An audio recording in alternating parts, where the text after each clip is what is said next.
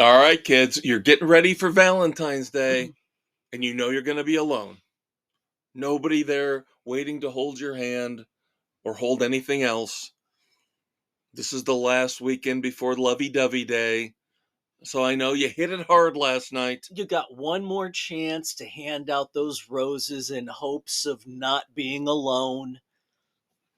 But of course, here on the weekend edition, Sports Frenzy 2.0, February the 10th, 2024, you're getting over that Friday night hangover. As you're wondering, will I ever find anyone to love me? Will I ever find anyone who will be with me? Who will bear my children? Probably not, loser, but you've got us. You got your Uncle Dave and your Uncle Kev. I'm the maestro, Kevin Crane. I'm the conquistador, Dave Height. Welcome to the Sports Frenzy 2.0 Weekend Edition for February the 10th, 2024. As always, we discuss the best in music, movies, TV, and streaming, and rip apart those in the world of entertainment and pop culture who just proved to be idiots beyond all belief. Who should be removed from the gene pool. But if you've been listening to us over the last couple years, you know the structure here, you know how it goes, and we always start off with rock and roll. Now, we had an album fall into our laps here this past week, tying into a concert review that we'll have for you later this summer. Yep. Lynch Mob, headed by legendary rock guitarist George Lynch, put out an album last summer. Yep. Last summer. It escaped us. We have some downtime right now, so we're going back to review Babylon. Yep. Again, released last summer, 2023. We were very busy with a lot of albums, a lot of disappointing albums. A lot of concerts at the end of the summer. So I will give us a pass for missing out on Babylon, but now we're making good on this. Again, George Lynch and Lynch Mob going out on the last ride, their farewell tour, and we are looking at getting tickets to see them in Wabash, Indiana. Yep, small little college town. Yep. So venue seats about 550 people, so hopefully we will get tickets for that, confirm it next week for you. But for now, as Dave said, their last album, and I mean last album. Yeah, I think their last. Yep. This is it. Babylon, 10 songs. Now, I'll tell you first off, George Lynch is in rare form on it. He sounds great on this album. Oh, man. Yeah, the guitar work is filthy good. Yep, filthy. This is why Dave and I have done this for so long together, is because I just showed him my notes when he said filthy, and one of my reviews of one of the songs, filthy riff. This is what you get. Yep. Yeah, I bought the album. I actually, after listening to it a couple times on Spotify, actually went ahead and bought the album. I liked it that much. And especially, number one reason, again, George Lynch's guitar work is just nasty. So good. Yep. Especially at the beginning and at the end. I think track 1, Erase, and track 10, the title track, Babylon. And Babylon. An 8-minute but it's just run. Show off for him. It's all it is. And it's great. I loved it. It's his magnum opus on this one. As we've been talking, the aging rockers let loose. Yep. This works. This one works. Yes. And if this is going to be the last song that Lynch Mob ever puts out, very fitting. Again, like you said, 8 minutes, and most of it is just George Lynch tearing it up. Yep. Very, very good. Now, you mentioned, as we talked pre-show about this, you had issues, though. There were a few. And I just want to hear if your issues match my issues. So, the one that really brought this down for me, Million Miles Away as the ballad. This is the worst ballad I've heard in a long damn time. Why? Again, I showed Dave my notes. I know it doesn't work well on a podcast, but No, and the sad thing is, I looked at a handful of reviews on Amazon. Somebody said that was the best song on the album. Oh, they're insane. Yeah, I've got it marked as the least favorite song of mine on the album. Million Miles Away. That is the worst. Yeah, absolute. I thought worst. I have it notes written as unfocused and lumbering. Yeah, it was just by weak far vocals. You know, that was where I thought you were gonna go. There are places in here where the vocals are really what? Like mostly in the last half. Now I thought I will say this, for the most part, outside of Million Miles Away, which we both agree, weakest track on the album. Again, people that thought it was great. Oh my God. They're insane. I thought this one kind of went sky high, dipped, sky high again. I didn't have as much of a problem with the second half, it seems like, as you did. Yeah, well, they're just... I thought tracks 5 and 6, How You Fall and Million Miles Away, that was your weak point. That's your dip. Yeah. Yeah. Now, Let It Go, I liked, but damn, it sounded like Korn. I love that riff, though. That's the one I wrote was filthy. The guitar riff is great, but the vocalist, the way he sings... Yeah, well, he's kind of hit and miss throughout the whole album. Yeah. Now, I will say this. I don't know, again, we've talked a lot over the last year and a half about production values, bringing certain elements of the mix up, bringing other elements down. I thought they did a disservice to the lead singer. A little bit more emphasis on his vocals would have helped. Yeah. But again, I don't know how strong he is. And I have read, again, a lot of reviews here about this album where a lot of the old Lynch Mob fans want the older incarnations, the guys who sang vocals in the past. And then the other fans are just saying, get over it. This is who they are. Yeah. So deal with it. Just move on. Evolve with it. Right. But I thought at times he sounded a little bit like Ozzy Osbourne. There were... on occasion. He sounded like a lot of different people. Yeah. Like you had Korn. What was it in Fire Master, which I liked, but it had that lead singer feel from Faith No More. And I got to tell you right now, thank you for saying that about Korn, because there were a Million Miles Away. The one we didn't like is where he sounded the most like Ozzy to me. Yeah.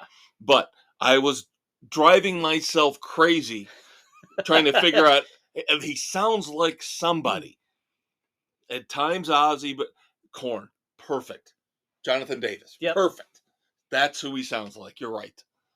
Great call. Great call. Firemaster, sorry, you were saying? No, it had that Faith No More vibe to the vocals. Yep. Still a good song. Yeah, and I did, again, outside of the middle, 5 and 6, I liked everything else to varying degrees, but... Yeah. No, I will say my favorite song on this is the second one, Time After Time. Vocally, lyrically, guitar work, everything together. To me, it was obvious that Time After Time was meant to be, if there was going to be a quote-unquote single, that was going to be the song, because it's very tight structure. You know, we're not screwing around. We're not doing the noodling on the guitars, and we're not wandering off. This is a very tight structured verse, chorus, verse type song. Yeah. I would say yes to it being the best as well, although I think The Sinner gives it a run for its money. The Sinner does, along with I'm Ready. I'm Ready. I was wondering. I kind of like that one. The opening riff to I'm Ready. You know what that sounds like? It's Panama. Yeah, That's it has Panama. that vibe. See, I He was trying. sounds like George Lynch sounds like he's channeling Eddie. Yeah, a little bit on that Yeah. one. No, Erase. There was something with the intro there that was Great White. I couldn't tell. Are they trying to do Lady Red Light? Are they trying to do Rock Me? It just kind of had a mesh of those two, that vibe. Yep. So I will say this, and I know I'm biased because I am a big George Lynch guy. I will always side with George Lynch in the Dokken Wars. But I still think the two of them need each other. They kind of do. They need the balance. Yeah, I could have a couple of these songs. I could have heard Don Dokken singing these, and it would have elevated the songs. Yeah. This is one of those marriages that split. That maybe you go, well, they were really better together. They really worked together. They did, even though they didn't get along. But they were fun at parties. Yeah. There you go. But, I wish we would have had this with all the disappointments we had in albums last year with being overproduced and only half the album being any good. This would have been in the top 5 last year. I wouldn't go that far, but I thought the same thing. This was a lot better than most of the big, highly touted albums. Yeah, it could have given a run for top 5. Yeah. Yep. So, well, I'm glad to hear that because I give it a strong 3 Frenzies. Absolutely agree. 3 Frenzies, solid outing, enjoyable. Outside of How You Fall and Million Miles Away, you only had 2 clunkers. Right. And it's still and the rest very, of it, very good. Very again, good. we ripped on a lot of songs, a lot of artists with the, like you said, the pretentious long songs. 8 minutes of Babylon, I loved it. No, it worked great. The for title Babylon. track, yeah, the title track, the final song, ostensibly the final song that we'll ever hear from Lynch Mob. But of course, next week we'll confirm summer concert review. Yes, hopefully the we final will get ride in. for Lynch Mob. I think that should not be a problem, but One never knows. I never we want to never commit. assume. Nope. Because what happens when you assume, Dave? You make an ass out of you and me. All right. Legendary. Billy Joel. One of the arguably greatest recording artists of all time. Finally, after well over a decade, most people don't know this. They think, well, what about River of Dreams? No, he put out a couple songs. This is, yeah. He put out a couple songs that nobody seems to remember in the early 2000s. So this is the first song he's technically put out in about 15 to 17 years. Yeah. Turn the Lights Back On, Billy Joel. Now, of course, this is mellow, but it reminds you of old school 70s Billy Joel. Yes, that's Mrs. C and I were talking last night. This is classic Billy Joel. Very good. It can almost be a later on after scenes from an Italian restaurant. As you go deeper into your relationships. Yep. I have one criticism. And again, this goes back to what we talk about when we look at these songs and we talk about overproduced, underproduced. I could have done without the drum, the overwhelming The drum was unneeded. The boom, the boom. I would have preferred a much more subtler. Yeah, the whole Piano Man, smoky night, late in a small bar type feel, where maybe it's just the piano and cello. I know there's cello in it. Just have the cello and the piano. The drum was a little much. Little much. But vocally sounded great. I liked the lyrics. The way everything came together on it. Yep. So, no, I was very happy listening to this one. Yeah, I'll give it a 3 frenzies. Yep. Solid 3. Yep. For sure. Yep.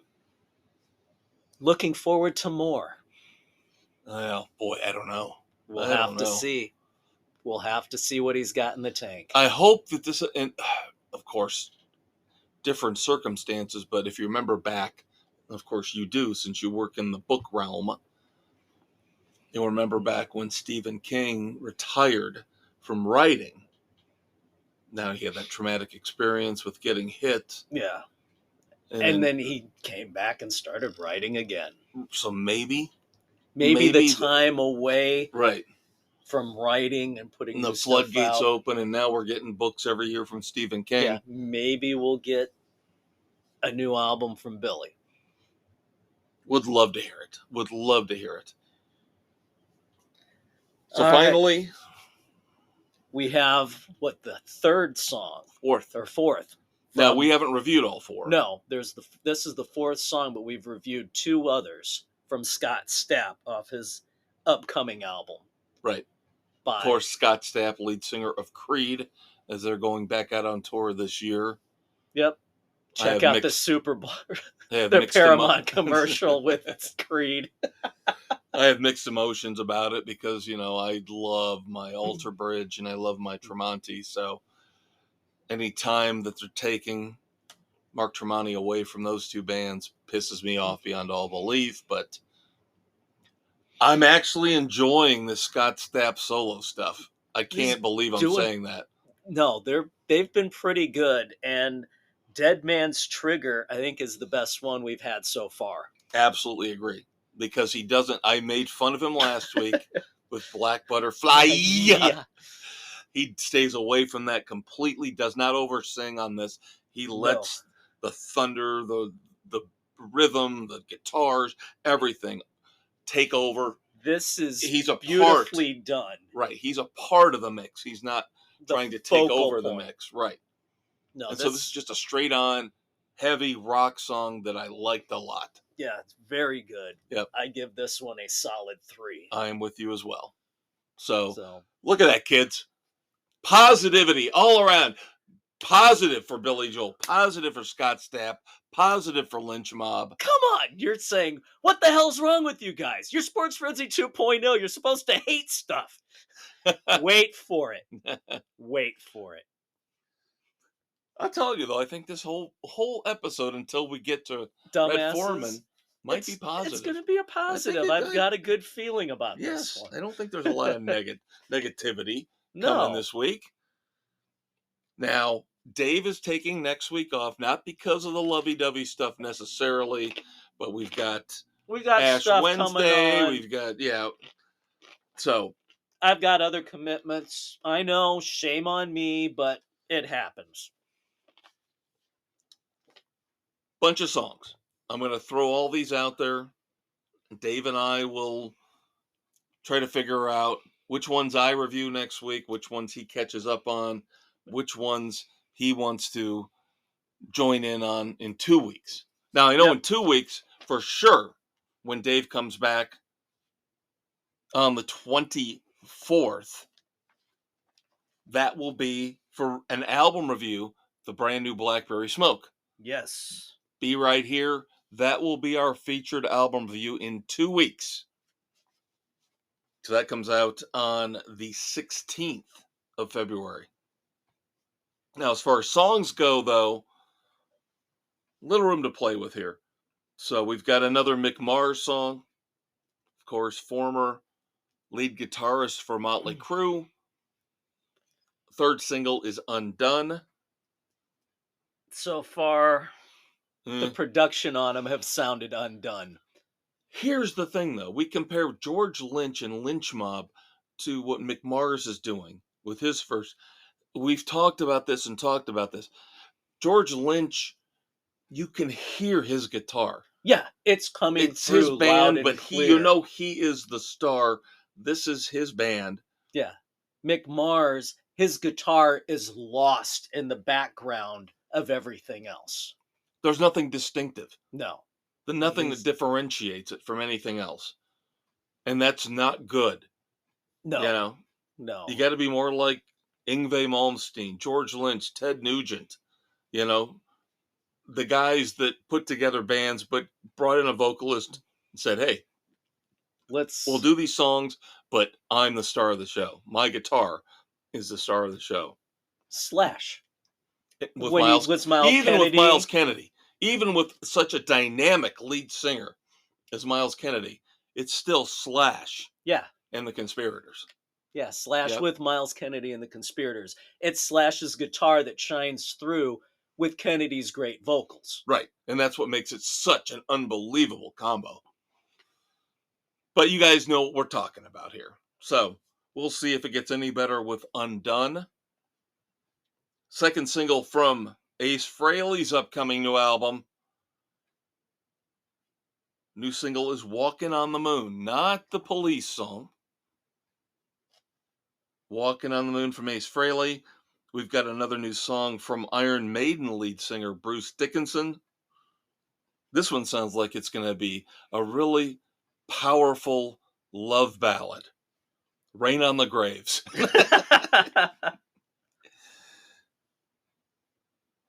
Now, these last couple I just found out about these today. Now, we're huge Leonard Skinner fans. We've seen him multiple times in concert. Yep. Yes, it's not the same Leonard Skinner. It's But to me, the Close. linchpin of the new Leonard Skinner is Ricky Medlock. Ricky Medlock, lead guitarist, of course, was there originally with Skinner and then came back after the plane tragedy years later. Of course, in between, had Blackfoot, Oh, Blackfoot, good stuff. Train, Highway song. So Ricky Medlock has put out a charity single benefiting a lot of causes for indigenous peoples. Never Run Out of Road. Ooh. From Ricky Medlock. So I thought that would be a nice one to review. And then finally, the final album. It looks like they've called it a fitting finale, even though it seems like they're going down the road of Van Halen when they put together a different kind of truth. And most of those songs were old Van Halen songs from the club days that they redid, revamped. Blue Oyster Cult. Ooh. Their final album. This is what they're saying, not me. Coming out April the 12th, it's called Ghost Stories. The press release says almost all these songs were originally recorded in analog format between 1978 and 1983. And now they're being digitally remastered, redone. First single is So Supernatural. Nice. Now, there are some cover songs on there. I've seen a couple cover songs. So, going to do a little bit of a deeper dive into this and see what this all entails. But we'll check out that first song, So Supernatural, and see if BOC's got anything left in the tank. I'm intrigued. Yep. So again, I'll dabble in some of this next week for you kids. When I do the solo weekend edition, I'll let you know.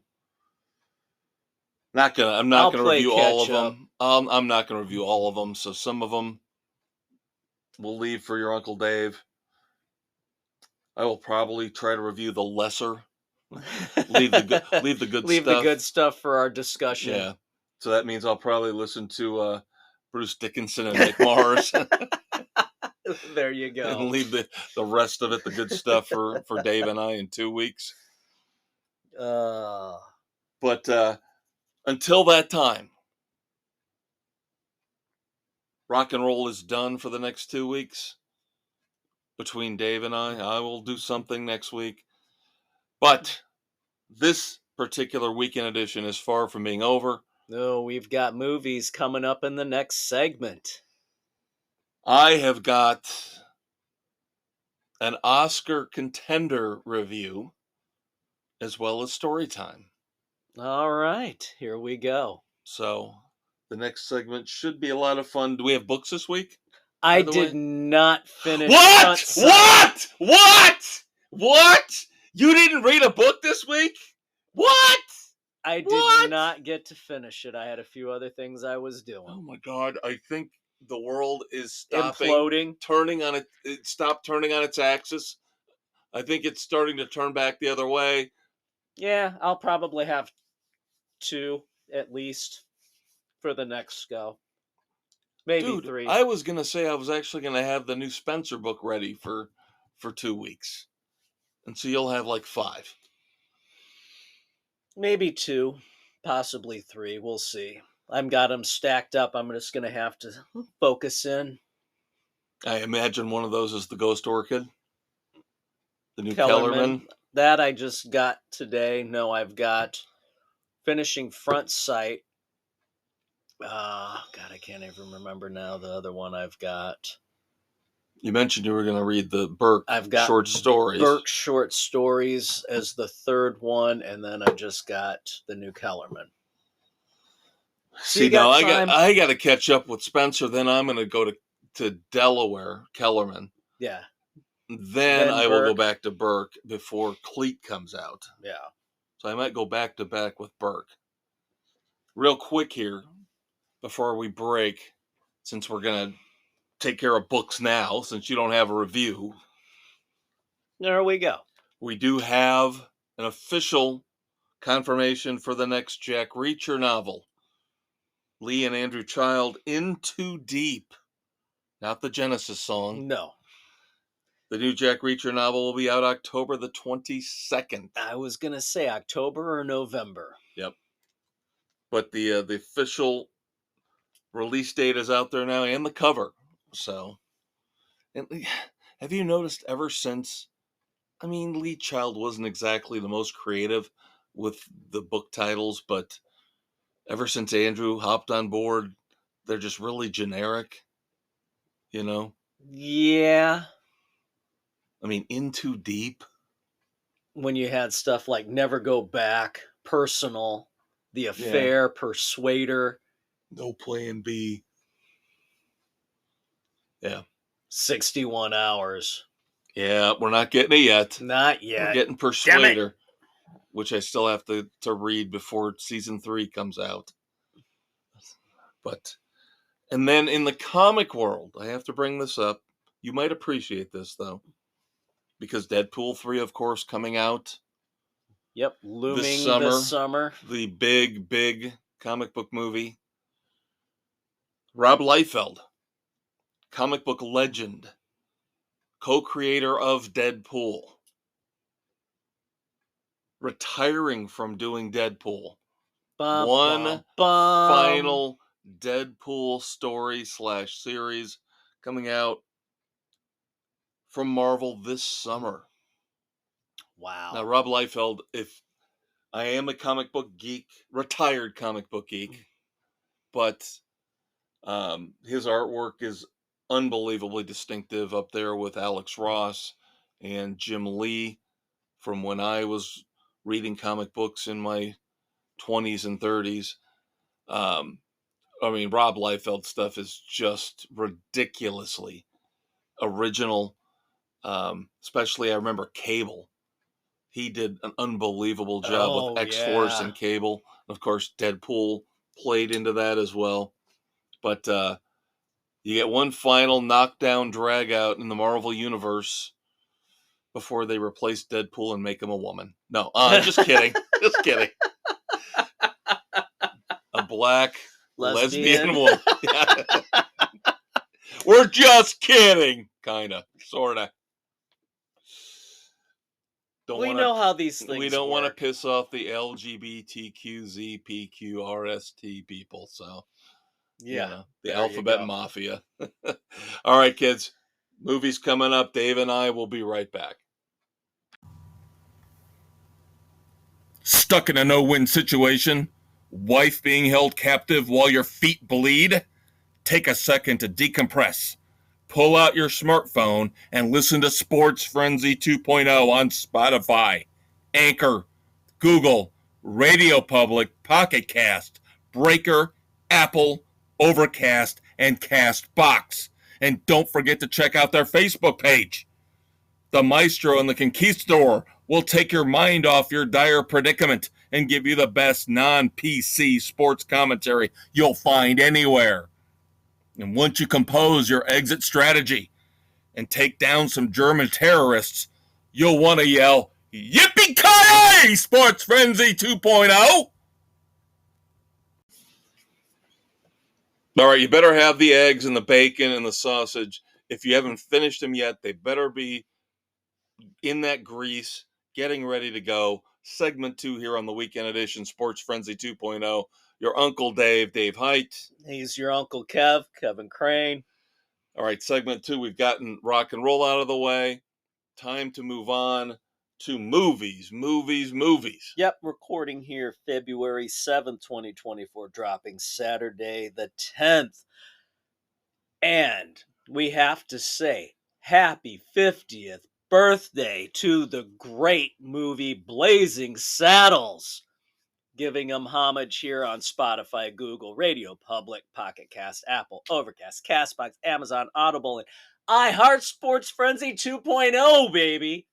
Otherwise known as iHeartRadio. And Blazing Saddles, the only time, I believe, in the history of the Weekend Edition where we actually gave Whoopi Goldberg props. Yes. Because normally defending the movie. Normally we're giving her service in the front row on the Plane of Doom. But that was the one time she actually said something sane and rational when it came to people wanting to cancel Blazing Saddles. No, do not touch it.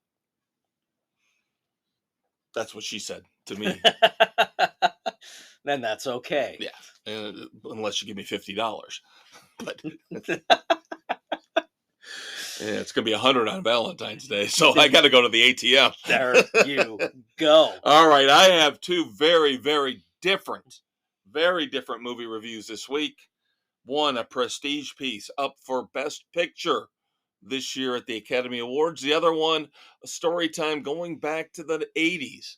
Nice. Since I'm revisiting a lot of those second-tier, sexy, raunchy comedies that we all knew and loved, people of our age. Yes. But let's start off with the pretentious Academy Award nominee. You watched Barbie, didn't you? No, not yet. I'm thinking of it. I'm still thinking. The reason I want to watch Barbie is because of Dua Lipa. I'm starting to get sucked into this whole Dua Lipa thing. Plus, I think Ryan Gosling's awesome. But no, I told you, I got this 3-month trial of Apple TV Plus. In addition to wanting to watch Monarch, right. The Legacy of Monsters. Watched the first episode. Very good. Also, I know this one could take me down a couple notches in your eyes, but the 3.5 hour long Killers of the Flower Moon. Now, I approached this again with no football on this weekend. This was the perfect weekend to watch it. I basically broke it down into 4 segments. Acted like it was a 4-part series. So I basically watched about 50 minutes, 50 minutes, 50 minutes, 50 minutes. And I will say this. The first 2/3 of it are actually very interesting. Now, this is based on a true story, but it was not what you're expecting, at least from the limited publicity and the trailers that I saw and the previews, not what I expected.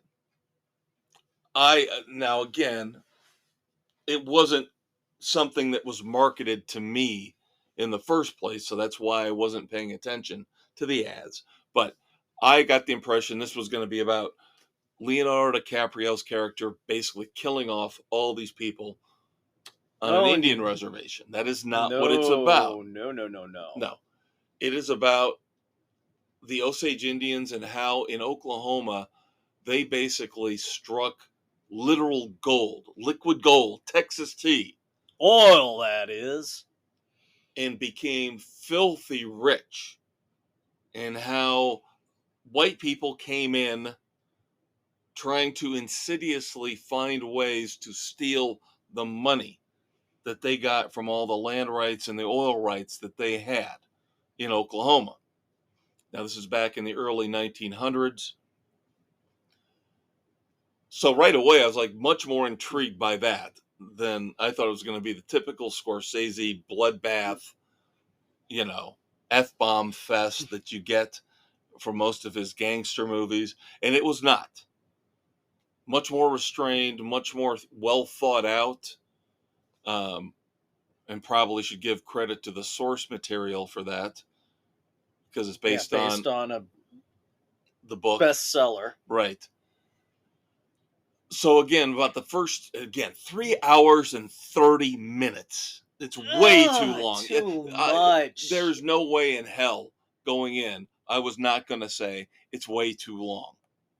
No way in hell I was not going to say that. There's no movie on God's green earth that could run 3 hours and 30 minutes that I wouldn't say that was way too damn long. Right? Yeah. Now, again, 2/3 of the way through, I was still into it.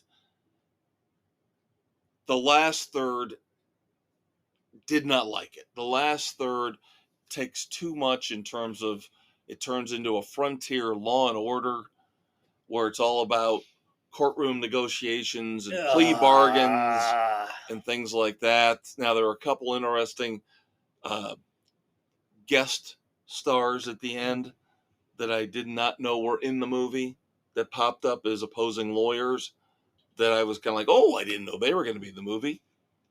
So that was kind of fun and cool. But leading up to that, this whole insidious plot, again, to steal the money from these indigenous people by marrying the women. Basically, they're trying to marry the women and then kill them off to inherit everything. Yes. And it's just, and of course, vile, evil. Yeah, and one particular person who at the beginning of the movie looks like is going to be the benevolent. I love the Osage. They're all my friends and I love them so much. Ends up being the most despicable, nasty, probably one of the most vile villains in film history. Wow. Because this is a guy who's basically acting like he's going to be your best buddy, your best friend, and then behind your back. Oh my God, behind your back, he's doing anything and everything to you, your father, your mother, your sister, your brother. Wow. Now DiCaprio kind of plays the pawn in this. He's the one that's getting manipulated to a point to make some of these things happen. I don't want to say he has in the end a good heart, but I think he's a war veteran coming back, comes back naive, comes back a little bit opportunistic because what he's seen, what he's been through, now he wants his. His moral compass is stuck but not fully broken. Right. So in that sense, again, my expectations coming in were a little bit upended. But as I said, the last hour or so of the movie, the last 45 minutes turns into this whole courtroom thing, back and forth. Who's going to turn on who's going to betray who, and it kind of gets bogged down. And then the very end is just the last 5 minutes could be one of the dumbest endings I've ever seen in a motion picture. And this is not a spoiler because the movie is a true story. It's a true story. So it's resolved itself already. We know who's in jail, who's not, who survived, who's dead, who's alive. So basically, it's a typical shoddy Scorsese ending. Yeah, and here's where and again, I'm not spoiling. I'm basically saving you 5 or 10 minutes of your life. You can skip this part. Once the DiCaprio, De Niro part of it, Lily Gladstone, definitely worthy of winning an Oscar for her portrayal of DiCaprio's wife. She's phenomenal. I mean, phenomenal in this. So if she wins an Oscar, I will not be disappointed. But once that all wraps up, they decide to end the movie. Now, two things. Number one, they end the movie with one of those old school radio broadcasts Oh. where, people have got shoes on their hands for sound Clunk, clunk, effects clunk, clunk, clunk, and yeah. typewriters and all. And so they're describing what happens after the courtroom drama and everything has been resolved in terms of who's going to jail, who's not. And this is kind of the epilogue, trying to wrap things up. Again, two things. Number one, Scorsese's got to insert himself into the movie at the end. And he's got to be the one to say the last few dramatic lines about, again, who lived, who died, when they died, who got out of prison, who didn't, because he's got to be the great arbiter of morality. Okay. It's like, nobody needs to see you on screen, Martin. Really, you little fucking troll. And I don't like him because of what he said over the last couple years about we're not worthy of judging film. Him and Christopher Nolan and Oliver Stone, their pretentious asshole views. Unless you're a trained film critic, you should not speak upon that which we make. Right. Screw you. You're getting our money. You're hearing what we think about you. And that was another thing. I was thinking, this is the same asshat, his film company and him, who were ripping on a couple theaters for actually putting in an intermission. It's 3 hours and 30 minutes. There needs to be an intermission. It's hypocritical. It's hypocritical for him to say, well, you need to view the movie as is. Nobody is going to be able to make it 3 hours and 30 minutes without having to go to the bathroom. I'm sorry. Your pretentious little project wouldn't you needed rather to be edited down? Or wouldn't you rather have an intermission to let people see the whole thing? Yeah. Yes, with a break, instead of having to leave and miss 2 or 3 crucial minutes? See, that's the idiocy of Hollywood right there. The idiocy of somebody like Martin Scorsese. Yeah. So again, he's got to make an appearance at the end in this little fake radio broadcast. And the other thing he does, which again pisses me off beyond all belief, he's got to show us all how cool he is. Not 1, not 2, not 3, but 4 cameos from music artists.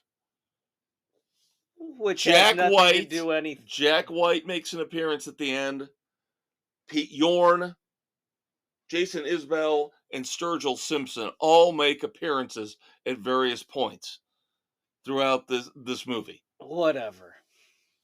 No point. What? So you got 4 different musicians. What point does that prove? Reason. What point does that prove? Other than I'm cool. I know Jack White and Jason Isbell. Good for you. Shut up. Overall, like I said, there's a lot more positive than negative, except for the running time and the end and the ending. Again, Lily Gladstone definitely will not be upset if she wins the Oscar for Best Actress. She's great. DiCaprio, I could give or take his performance. De Niro, same thing. But it's different for Scorsese. This is a different movie for him. It's not a mob movie. It's not the profanity is at an all-time low for him. Wow. Rarely do we get a curse word in this movie. It is violent at times, but not, again, as violent as we've seen in a lot of his mob movies. So that was a welcome change of pace. So we all know how much I hate pretentious movies. Right. And, going back to Nomadland and shitting in a bucket, which I'll never get over. Scarred for life. But this year so far, between Killers of the Flower Moon and Paul Giamatti, the brilliant Paul Giamatti in The Holdovers, which I still think it won't win, but it should be Picture of the Year. Killers of the Flower Moon, I'll give a strong 2.5. Frenzies to. All right, there we go. Again, you've got to treat it. I'm not expecting you guys to sit down and watch 3.5 hours. You got to break it can't up. do it in You one got to break it shot. up. Break it up over a weekend. Maybe watch an hour and a half, whatever. But if you do that, I think you'll be much happier with it than just trying to slog through 3.5 hours straight. There you go. Sounds good. All right. Now it's story time. I told your Uncle Dave last week, after we got done taping last week's episode, that I was again revisiting the old 80s second tier raunchy comedies. I just reviewed Hot Dog, the movie, about a month ago. And I had discovered, I have an old list. I've had it for years and years and years of movies that I would kind of like to have in my collection of DVDs and Blu-rays that I never got a hold of. And I happened to pull that list out last weekend and saw that a couple of the movies on that list were on sale for very reasonable prices. So I bought them, and one of them was one of those said 80s raunchy comedies, even though I can't believe it's PG-13. It's rated, I thought for sure this would be an R-rated movie. Different times, my friend. Very close to R. That would be Summer School. Yes! Mark Harmon, Courtney Thorne-Smith, Kirstie Alley. Yep. Yes. Mark Harmon plays your typical slacker teacher getting ready to go off with his girlfriend to Hawaii and gets unfortunately roped into by the, of course, insidious, selfish principal. Yeah. Or no, assistant principal. Assistant principal. To teach the summer school English class, even though Mark Harmon's character is a gym teacher. Yeah. Go figure. Trying to set him up to fail. So basically, he gets stuck with a band of misfits. Does that sound familiar? I just mentioned the Holdovers. Very, very similar. So, of course, you get Chainsaw, the classic Chainsaw and Dave, who love horror Slasher movies flicks. and love to review everything like they're Siskel and Ebert. 2 thumbs up, Dave. What do you think, Chainsaw? And then, of course, you get the French foreign exchange student who they immediately gravitate to and fall in love with. She was pretty. We need to take a field trip to the beach so we can see her in a bikini. And 5 minutes later, boom, there it is. The beach.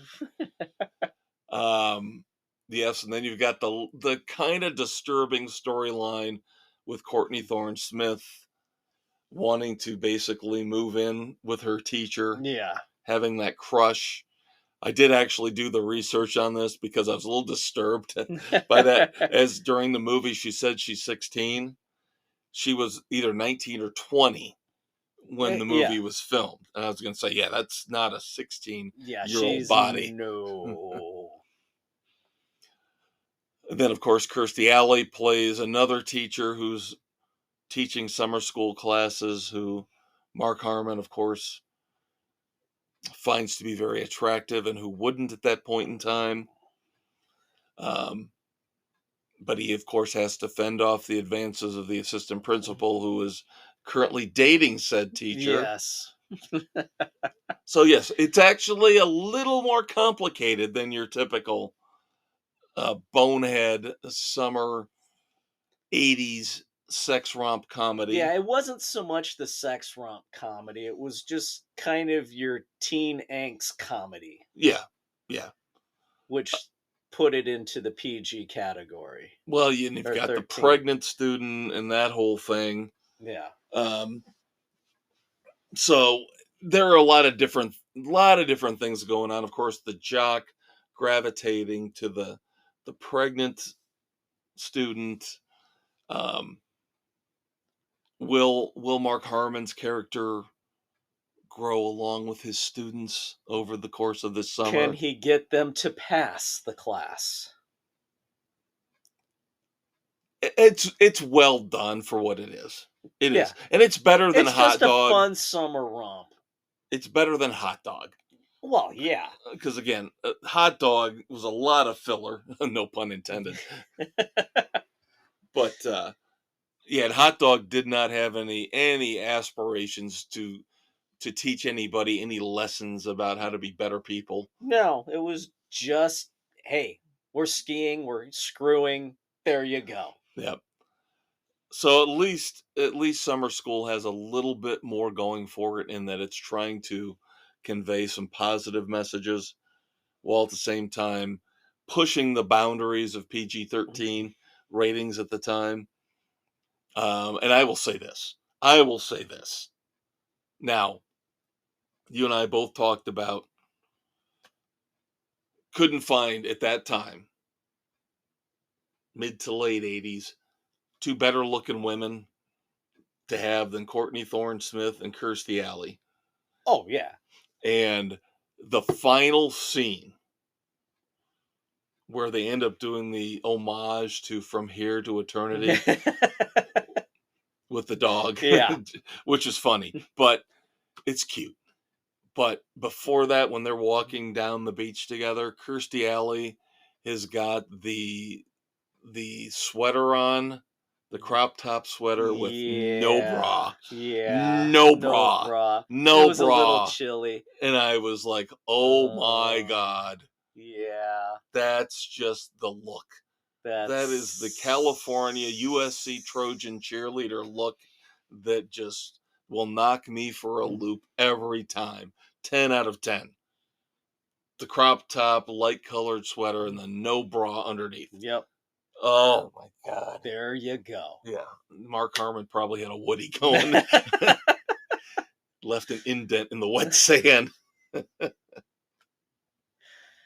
So again, 2.5. I'll give 2.5 frenzies for summer school. It is It not. is what it is. It's Yeah. not great, but it's entertaining and worth a watch. Yes. And again, journey back with me, like I'm doing right now. There's some quotable moments in there. Check out these 80s raunchy comedies. There is a lot of fun stuff. Now, of course, you can always watch Caddyshack, Bachelor Party, Porky's, The Upper Level, Yeah. the classics. And But then you get into the stuff that's not even all that raunchy either. It's just teen right. angst comedies like Better Off Dead, One Crazy Summer. Yep. The Last American Virgin, which I always thought was great. Great. More serious Yeah. than the rest, but still. Class. Yep. Yes. Yep. Andrew McCarthy. Yep.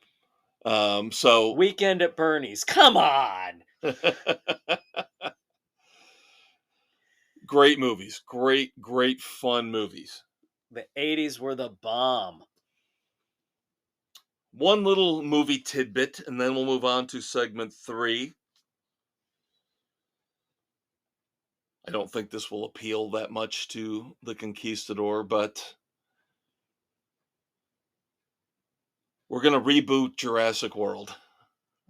Why? We've already got a new Jurassic World movie getting ready to film. It will be out July the 2nd, 2025. All new actors. So we're not going to get any of the Jeff Goldblum, Laura Dern, Sam Neill stuff. No Chris Pratt. No Bryce Dallas Howard. None of those people. It's going to be all brand new. Just let it go already. It's been they done should, to They death. should have let this franchise sit for a while. Yeah, no, just let it go. For them to already talk about reboots and let it go. That's how desperate and stupid Hollywood is. with no original ideas. Yeah. Except for maybe we had a couple of trailers. Oh, that's true. We did. We discussed that. Yes. One, I am very intrigued. I wonder which one that is. The Ministry of what was it? Ungentlemanly warfare. Warfare. The latest from Guy Ritchie. Oh my God! This brings Dirty Dozen, Force 10 from Navarone, the Devil's Brigade. And Henry Cavill looks like they're finally letting him go and letting him act like a nutsy cuckoo. Yeah, he's not going to be the reserved. No, he's just a flat freaking lunatic. Yep. And it's beautiful. Didn't see a lot of Alan Rickson in this. He's in this, No. but you didn't see a lot of him in the trailer. No. Little tiny bits. Little bit, but not much. No, this could be a fun kill the Nazis romp. Yeah, I'm looking forward to this one as well. Now we also talked about Monkey Man. Monkey Man looks intriguing. Looks like a minor league, possibly John Wick. Yeah. To a certain extent. Of course, I mentioned I watched the trailer for Madam Web finally, which does nothing for me. I stopped watching it because it just does not do anything. Ghostbusters Frozen Empire. Seen the trailers. I'll watch it. I need to see more. Again, we loved the last Ghostbusters, the reboot without the all-female cast. Right. And we loved it. But was that lightning in a bottle? Are they going to go too far with the nostalgia thing here now with bringing back Aykroyd and Hudson and Murray? And their nemesis. Yep, and they just had the little basic cameos in the last one. Yeah, they're more prominent, it looks like. Yeah, so we'll see. Looks like it might have a little too much CGI for me as well. Yeah, you're going to have that now that they can do a little bit more for the ghosts. Yeah. But we shall see. All right, next segment, Dave and I will talk about TV and streaming. No spoilers. Nope. But we'll try to catch up as best we can on True Detective, Night Country, Monsieur Spade.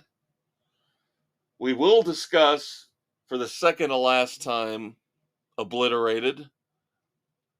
And we've got a lot of TV and streaming news. Of course, a lot of moments of silence as well. Yeah, quite a few. And our dumb asses of the week in the world of pop culture and entertainment. So, one final segment coming, kids. You don't want to miss it with your Uncle Dave and I. Stay tuned. We'll be right back.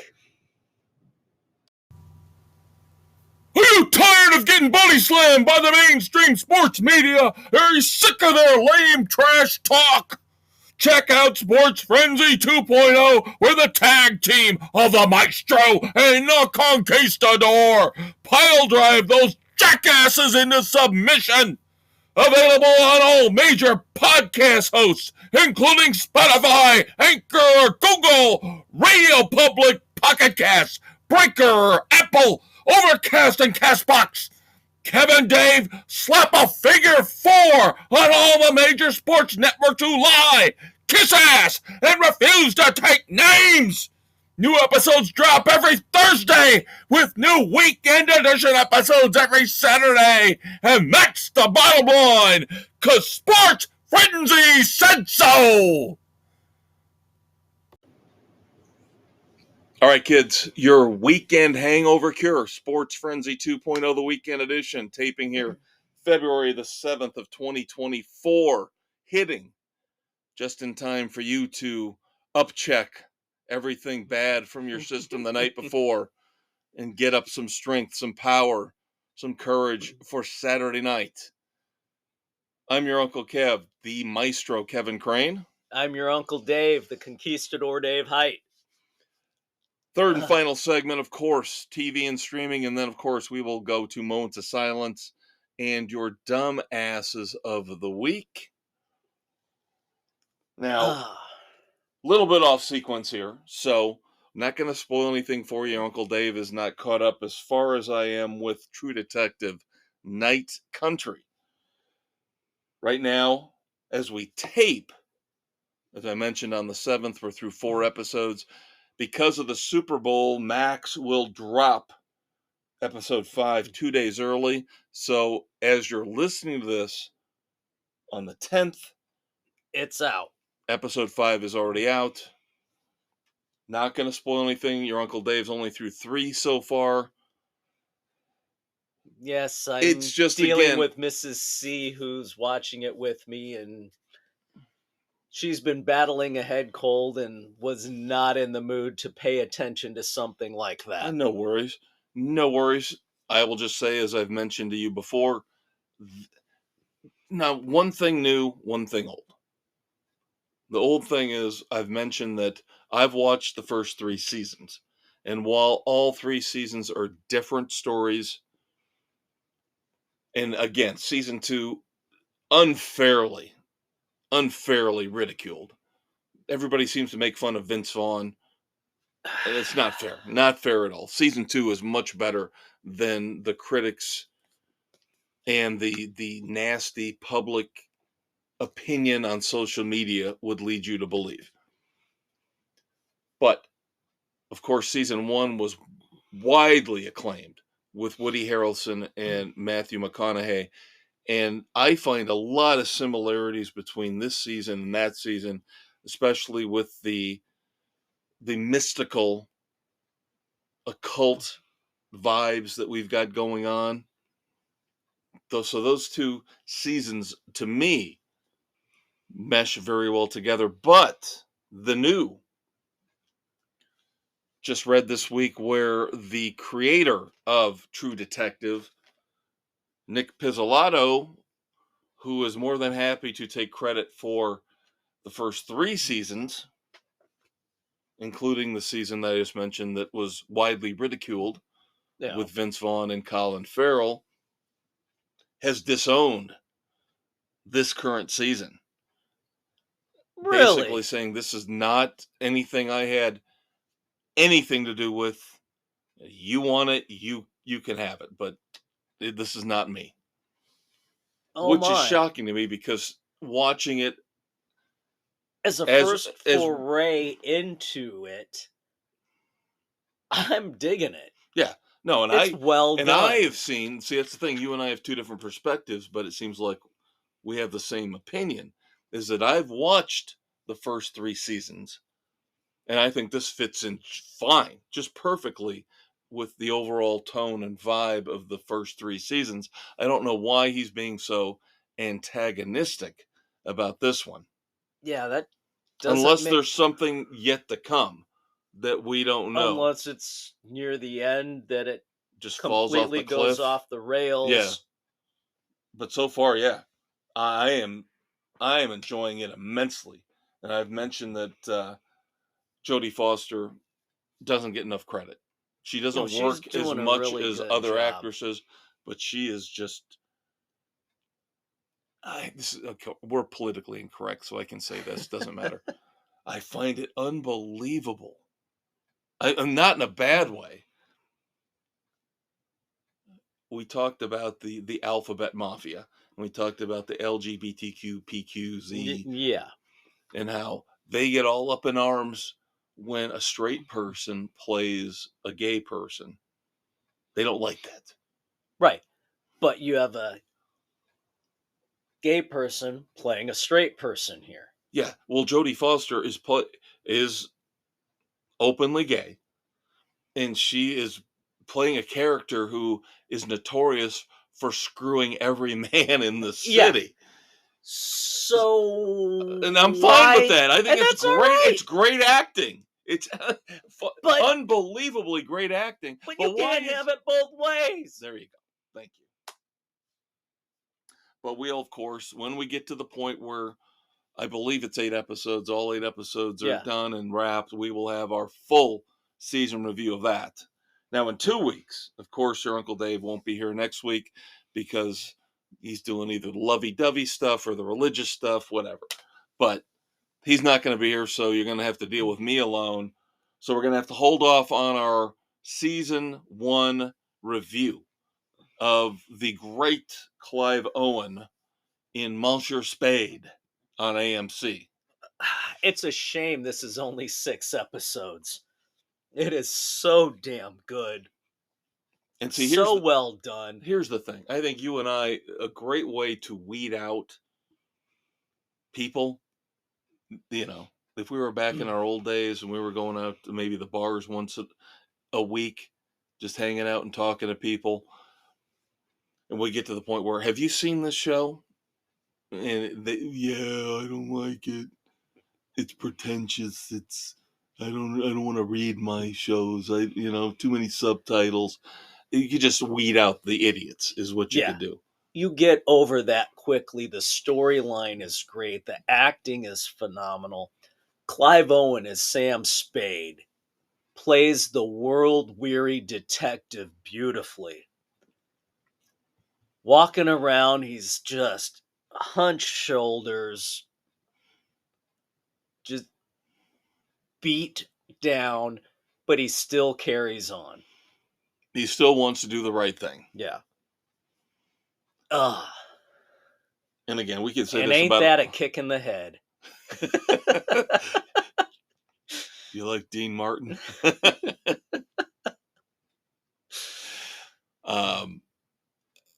Yeah, same. I know you read 57 times more books a year than I do, but when it comes to the books, when it comes to the TV shows and the movies that you and I like, um, I think some of this old school stuff would separate us from younger generations. Let's put it that way. Probably. I don't think they get this. I told you that I'm worried that this is going to be a one and done because nobody's going to get it. The plot is too dense. See, that's Subtitles, what I like is you've got the nuance, so much. You've Sam got Spade, the big plot, but you've got so many different story arcs going through it, tying together, and trying to figure out how it all meshes. I like the complex. Well, that's what I'm saying, is that a lot of people don't like the complex. Yes, as we live in an ADD society. Now, let's put it this way. We're not going as far as what we just talked about in last segment with Scorsese and Nolan and Stone. We're not going there. Well, no, they just drag shit out to show their pretentious BS. No, all we're saying is we want some semblance of a plot, some semblance of a story. That moves at a good pace that makes sense. Let's compare it to the Marvel movies. They all have disdain for superhero movies. The Marvel universe, from Iron Man until Endgame, they were all well written, they were all comprehensive, they had complex plots, they were connected together, the characters were well acted, well thought out. It was a complete universe. So we're not being as exclusionary as they are. But I'm about done with Fast and Furious. I don't need any more of those. That needs to be done. And I don't want reality TV. No, I'm tired of Love Island and The Bachelorette and The Golden Bachelor. And Below Deck and all the damn singing and variety. The Real Housewives of Tucson and all that shit. That stuff can just get flushed down the toilet. Away. That's the stuff we're trying to avoid. But yeah, Monsieur Spade, great show. Kudos to AMC for having the guts to put this on. They decided to take a break from the zombies. Yeah, thankfully. And I've got more news, good news on AMC in just a minute. Now, I have decided to finish Obliterated. That will be my review next week. All right. Knock Since it out, reviewed be done with it. Because I'm kind of bitter and pissed off now because Netflix decided to cancel it. Really, it's going away. Despite the fact it was a very successful They're show already in their pulling ratings. it. They have canceled it after one season. Here's what's going to piss you off. Netflix says in the release where they've decided to cancel Obliterated despite the success, the rating systems for Yeah. these streaming services still kind of Nebulous. yes, we saw a problem with Reacher for 2 weeks. They finally caught up with that. Again, saying Reacher is phenomenally popular. But Obliterated, I believe, spent 6 weeks in the top 10 in Netflix's charts. Yeah. Just Netflix, their top 10. But the budget is too much to sustain Oh, their little yeah, there you cost go. benefit analysis. So, Obliterated has been canceled. So I will bitterly watch the last few episodes. I'm on episode 6 right now. And you couldn't. This should have been just a one and done. You can't carry this on with them getting shit faced to do everything every Right. time. Every season, yeah. Oh, we just solved a crime. We solved a major world Let's problem. celebrate. Yeah. Oh, we got to do this again. No. Yeah. This is a one and done. It should not have continued. I just don't like the reasoning. Right. Netflix's reasoning behind it. Yeah. It lends it. You could have just said, this is just a one trick pony. Yep. That's all you had to do. Yep. One season only. Limited series. Yeah. And that's all it should be. So, sticking with Netflix, they've announced their 2024 slate. Stranger Things, not on it. Nope. It's in production. But will not debut until 2025, the final season. That also goes for Wednesday and The Lincoln Lawyer. Those popular shows will not debut until 2025. That's ridiculous. At the earliest. That is absolutely fucking ridiculous. Well, Dave, there was a strike. Who gives a shit? Good news. Good news on the Netflix front. We will be getting this summer second season of that 90s show will finally return. What's that been, 5 years since that Year and a half. It seems like forever, but a year and a half. They take too damn long. And now we have an official release date, July the 3rd, for Axel F, otherwise known as Beverly Hills Cop 4. Beautiful. I don't know if you've seen the trailer for it. Glenn Powell is going to be in The Hitman. I've heard of this. Yeah. It could... was it like a professor who masquerades as a hitman? Something like that. It's who is he's like, of course, Glenn Powell is the big hot actor right now, coming off of Top Gun Maverick. Yeah. And the romantic comedy with big boobs Sydney Sweeney. Yeah. So it could be interesting because his disguises and how he helps like for the whatever. Saint?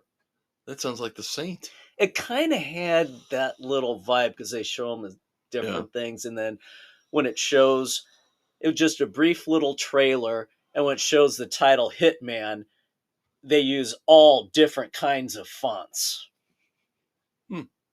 So no, I have heard of that. Yeah, it looks like it may have potential. Very, very good. Now, I have not been partaking lately of Law & Order, but I am a huge Law & Order fanatic from the past. Watched a lot of Law & Order in the old days. So kind of sad to see that Sam Waterston, Jack McCoy, is done. Done. Yep. Retire. February 22nd episode of Law & Order, the last episode for DA Jack McCoy, otherwise known as Mr. Sam Waterston. So he is done with Law & Order. That is the end of an era. That's... Whew.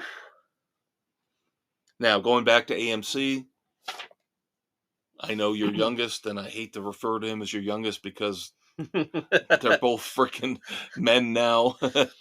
Yeah, my youngest will be 21 later this year. Right. But I know he is a fan of one Giancarlo Esposito. Yes. AMC has announced a new series featuring Giancarlo Esposito. It sounds very intriguing, debuting on March the 31st, called Parish, where he basically plays a getaway driver in New Orleans. Oh, So, just saw the debut of the movie poster, if you want to call it a movie poster, for that today, and the debut date looks like a definite must watch. Now, of course, I have to discuss the aftermath of what's happened in WWE the last few weeks. Of course, the Royal Rumble, the decisions controversy. the decisions were made this week. Of course, Bayley and Cody Rhodes won the right to pick who they wanted to fight at WrestleMania. Could kind of see the Bayley thing coming a mile away, where her faction, Damage Control, turned on her, so she has challenged Io Sky, her former friend, for the women's title, one of the two women's Yeah. titles. But The bullshit.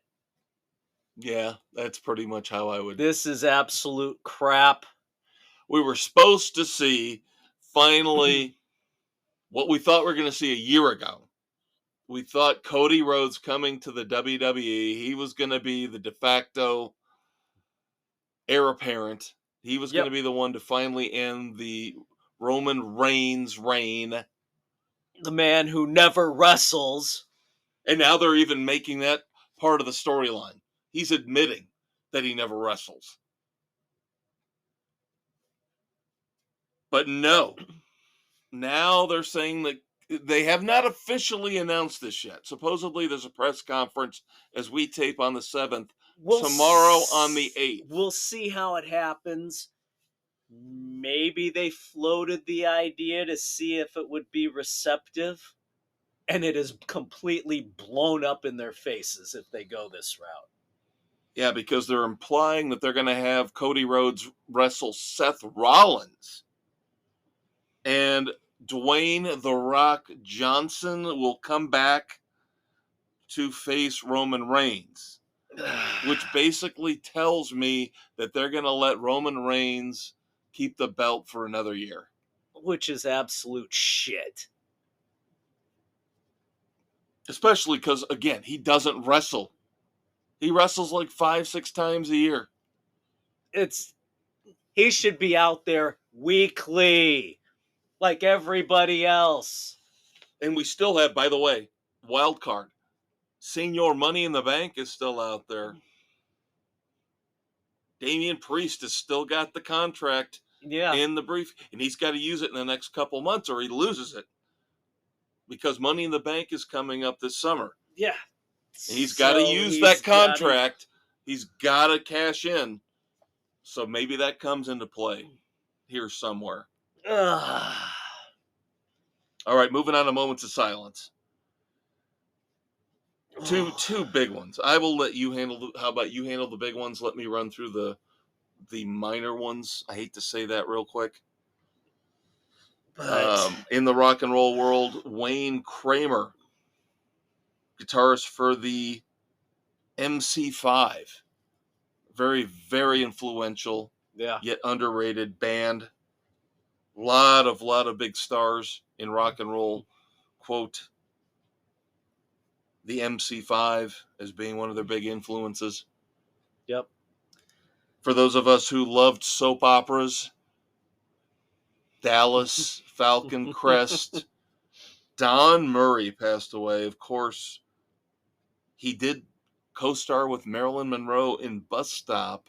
Yep. But he's probably most well known for being on Knots Landing. And then William O'Connell, one of those faces, one of those guys you should know, but you don't remember the name, played a villain in a memorable episode of the original Star Trek, but probably most well known as a good friend of Clint Eastwood and played the villain in a lot of the movies. Yeah. That Clint Eastwood was Yeah. in the 70s. Ugh. But now Dave's got the two big ones for The us. two big ones. We'll start off in music, as we typically do. Country music star, nay legend, Toby Keith has passed away from stomach cancer that had ravaged him the last couple of years. Thoughts and prayers to his family and friends. Over 40 million records sold and 20 number one country singles. One who I wish I would have had the opportunity to see. And I don't even listen to country music. I know, number one, who he is. Number two, I don't think this is getting nearly the coverage that it should. No, he's vilified for his spat with the Dixie Chicks and some of his thoughts, but he wasn't wrong on a lot of things. And then the big loss, Hollywood and sports. Carl Weathers passed away. Apollo Creed, former NFL linebacker. Action Jackson. Ugh. Of course, Predator. Happy Gilmore. Chubbs. So again, great actor. Just like Toby Keith, I think didn't get the credit he deserved. No. Underrated legend. All right, we have to, of course, pivot. 4 it's contestants time this week for the Pop Culture Weekend Edition. Red Foreman, dumbass or not?